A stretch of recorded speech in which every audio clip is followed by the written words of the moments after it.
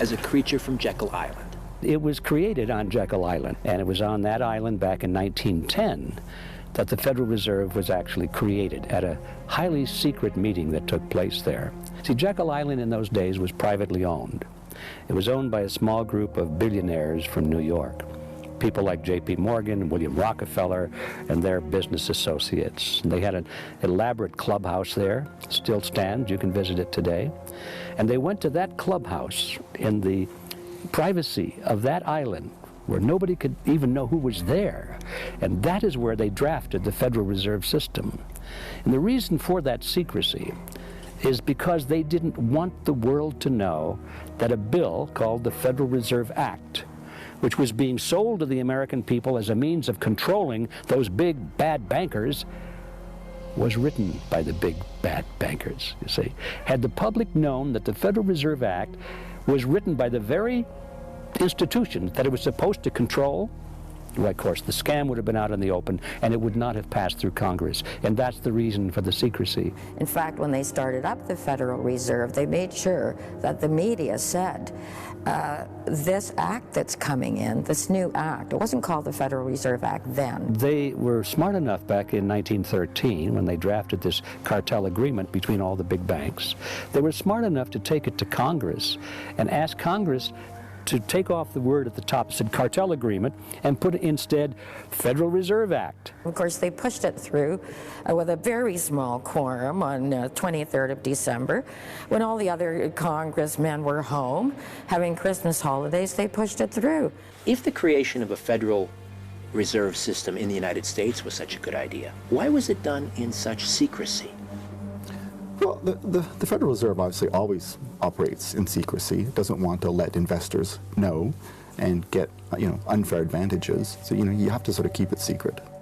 Well, the stated objective of the Federal Reserve System is to bring stability and prosperity to the economy in the United States.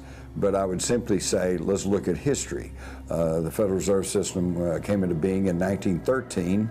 And since then, we've had, 2 world wars and regional wars, a Great Depression, booms and busts, recessions, and now this crumbling economy beginning in 2008.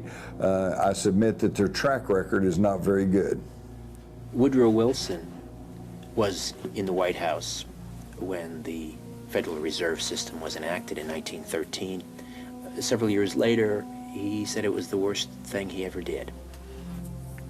It's one man's opinion. I think there's a lot of economists out there that would disagree, but then there's a lot of economists that would agree. So it all depends on who you want to listen to. Someone asked Rothschild once, what is the best time to buy? He said, when the blood runs in the streets. What would you say to people who believe that the elite that run the central banks of the world foment war in order to profit?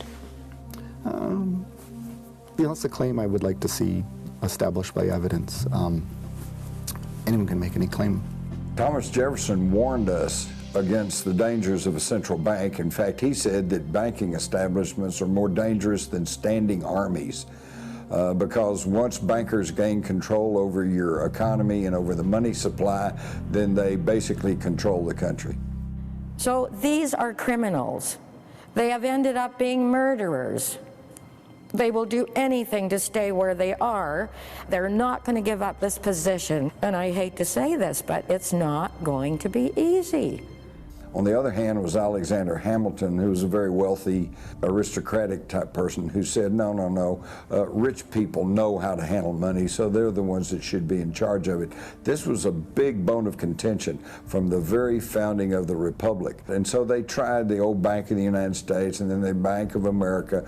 Twice they tried the central bank, and each time it led to poverty and dislocation and misery, and the farmers, would go in hock and then get their farms taken away. And this went off and on up until around 1833, when Andrew Jackson, the first president born west of the Mississippi River, said, no, okay, that's it. He called them a den of vipers, and he shut down the central bank, And we did not have a central bank until 1913. They called it a banking reform bill, but they created the Federal Reserve System. And what happened between 1833 and 1913? America prospered.